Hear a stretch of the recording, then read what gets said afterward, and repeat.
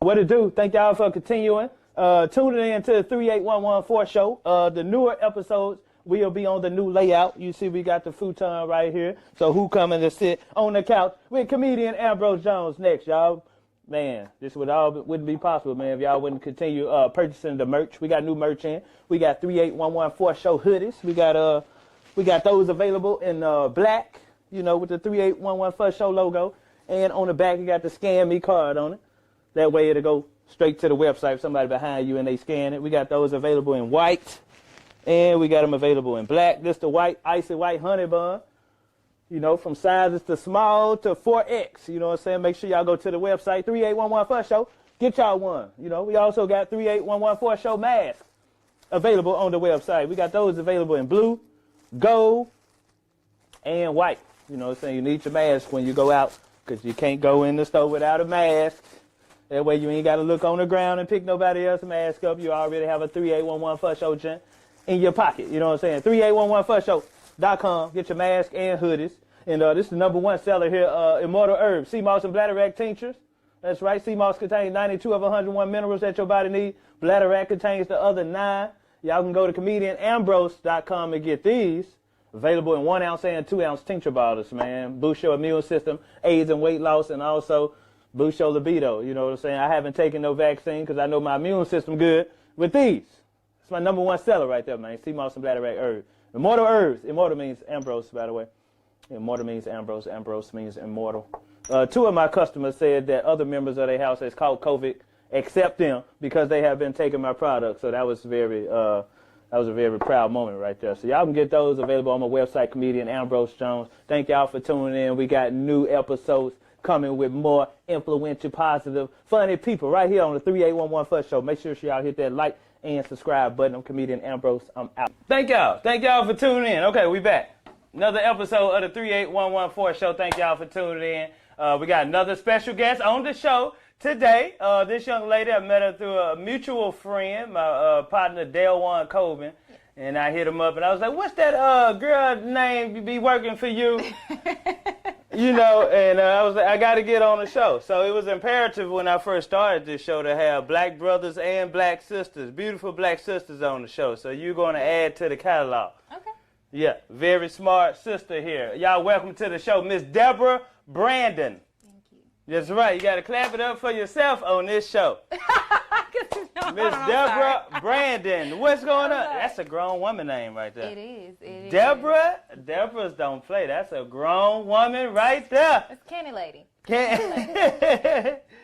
Debra's, they don't play no games. Them Shanikas and Tasha's, they be playing, but them Debra's, they serious. So welcome to the show. Thank you.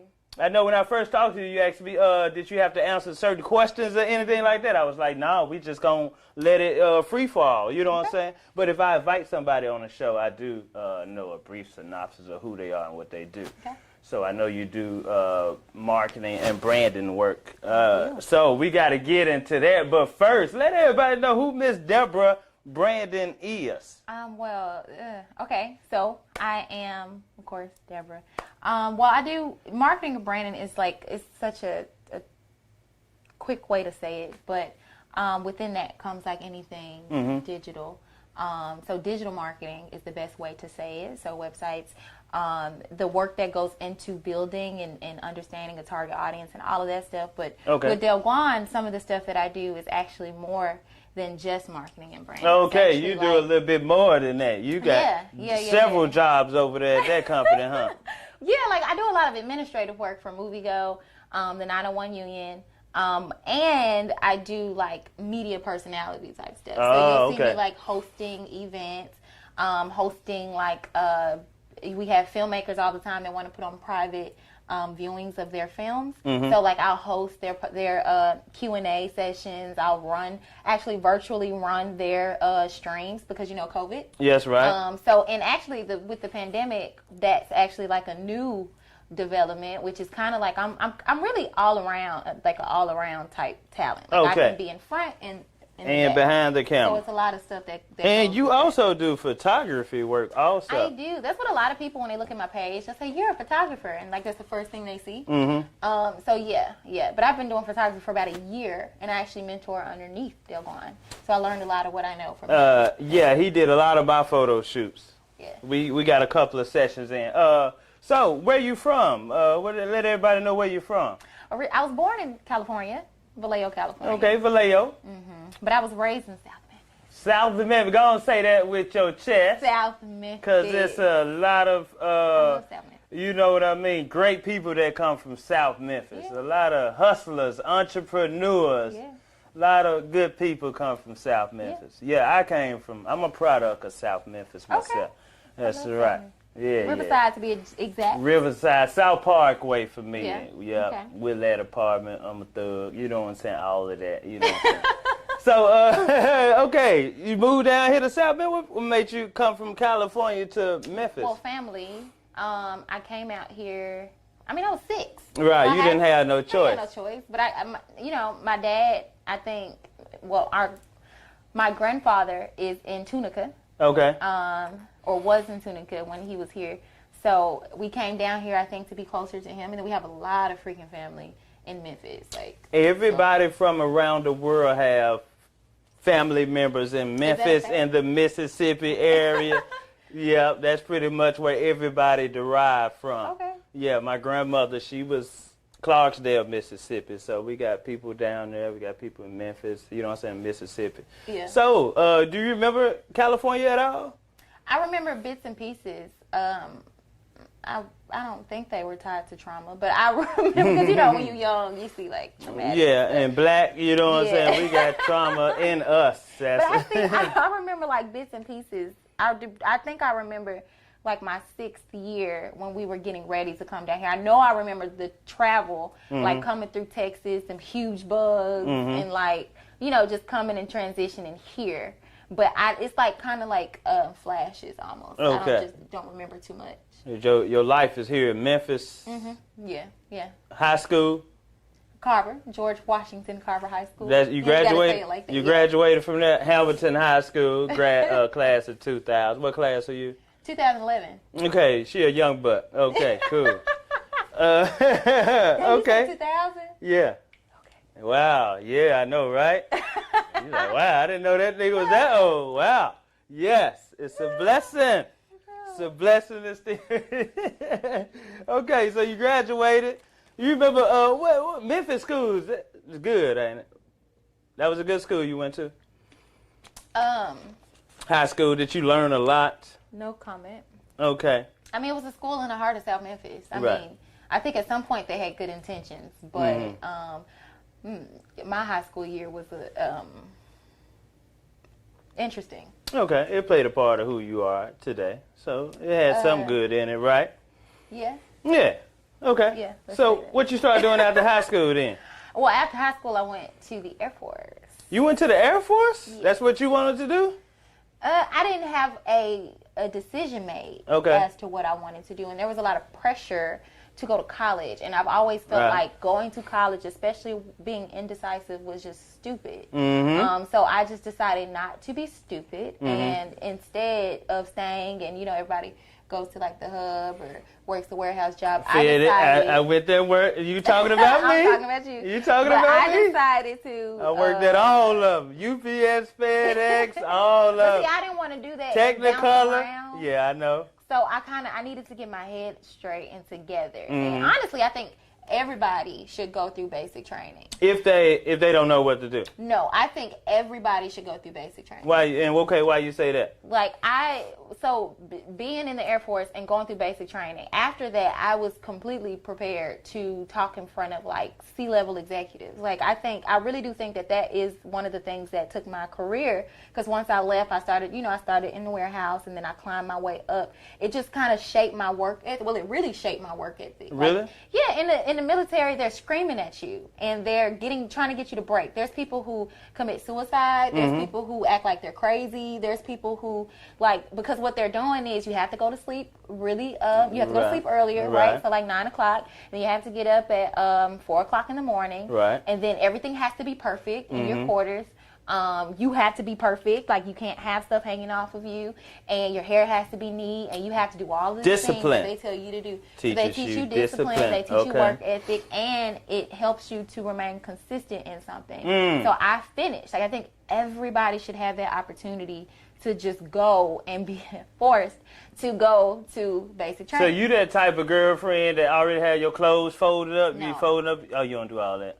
Okay, yeah. Well, so because of how analytical my mind is, I'm one of those people, like, I hate other people's messes, but if I'm really into what I'm doing, because what I do requires a lot, like, I organize things for other people. So I not only can do the work, most of the times it's I have something I have to do and I don't know how to do it. So I'm having to organize it for you. So for me to spend that much time staring at something for a long time and making sure that it's perfect for you, a lot of times when it comes to my own stuff, like, I'm not saying I'm messy, but people who are more in their heads are a little bit loose. They say, I seen something online that said intelligent people rooms be messy. They're messy. Like, but I know where everything at, though. Right. I know where everything is. Ain't nothing lost. It might look scattered, but I know where everything is. So don't touch it. Don't try to straighten up or nothing, because you're going to fuck my whole organization up. So you saying everybody needs to go to basic training to learn discipline. How did that improve your communication skills? Like you said, you was able to.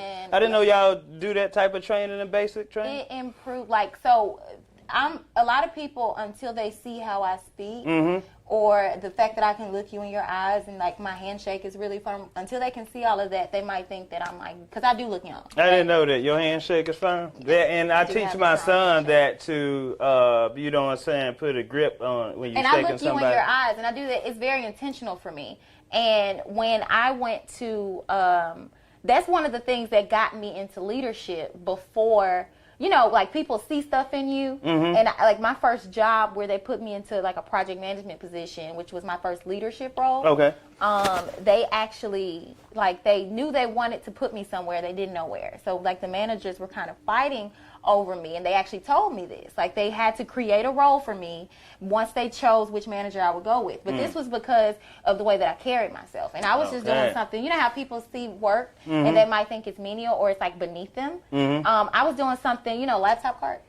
No, I don't. So, like, they have laptop charging carts in schools. And so these carts charge laptops. I was doing something as simple as taking the carts and putting in the cords and then pushing them away so somebody can grab them, and they would deliver them in the schools. Like, I wasn't even delivering them in the schools. I was on a part-time contract. So the Air Force taught me how to, like, commit to something. It doesn't matter what they're telling you to do, like, because and this is it's a memory. So when I was in the military, when I was in the Air Force, one of my jobs, they called us little latrine cleans. So we cleaned the bathroom, and that's probably one of the jobs that a lot of people feel like they're beneath and they don't want to do. But we took a lot of pride. Now we took a lot of pride in it because it doesn't matter where you are. Everything's getting expected in the same way. So we had to take charge, and, like, the people that, because you're in the bathroom, you have to police everybody, you know. And I don't want to say, but a certain race of people are a little bit more, you know. You want to say dirtier than every other? It's almost like they don't pay attention to certain things. Like, I remember one girl came into the shower with her boots, and we had just finished being in the mud, and she didn't see anything wrong with it, but we had to shower together. So, but anyway, that's a whole nother story. No, but it's coming out, though, because as you can see, the stuff in the news, Ashton Kutcher say they don't bathe their kids. They don't, and a lot more other Caucasians are coming out and saying, no, I don't take a bath unless I get really smell my, so it's coming out. Yeah, well, you know, okay. So, but it doesn't shock me at all. In the defense of that, though, dermatologists will tell you that you don't technically have to wash, but they're saying that based off of your skin, and it dries your skin out to put soap on your entire body. But we are people, and we know that there's hot spots. Like, even in the military, like, you only have less than 5 minutes to shower. So you have to hit the hot spot. The hot spot. You know what I'm talking about. You know, like, you finna get ready to get some, and you can't take no bath. You gotta hit the hot spot. But, now listen, back to the point, though. Back to the point. I think the Air Force. Get right here in my chest area. I know she gonna. And down there, there's no hot legs, dirty as ever. No, but don't check my ankles, they dirty. But all this right here, just kiss up here and on my neck, all this clean. But for real, the Air Force taught me how to a lot of people are intimidated. They act like that. You know, the reason why they don't try for certain roles or why they don't take leadership is because they don't want to, but it really is because of fear. Okay. So you're scared of even being seen as someone who's in charge, and you're scared of having the role of now you're in charge and people are looking at you. But being in the military taught me that at any moment it could be your turn and you have to be ready, because if not, they were going to try to break you. Their goal is to break you. You know what? Look in the camera and tell them that when it's your turn, you have to be ready. Yeah, when it's your turn, you have to be ready. And a lot of us spend too much time criticizing and we're not even focused on being ready. Seriously. Now that's a whole nother conversation for another day. I can get, into that. And if you stay ready, you won't have to get ready. Amen. See? Amen. Pass the offer. Okay, so you were in the Air Force. Yeah. So for how long? 6 whole months. 6 whole. She did all this talking. She was in the Air Force. That's why I said everybody should go to basic training, not the rest of it. The rest